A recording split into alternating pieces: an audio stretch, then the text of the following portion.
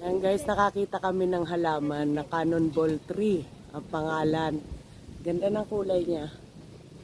Ayan, ang dami. Ang dami niyang buko.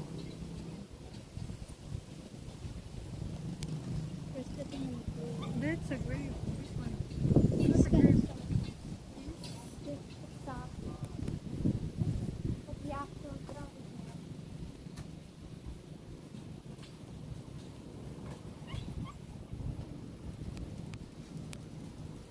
Yan.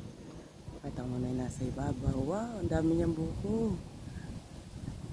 Cannonball tree.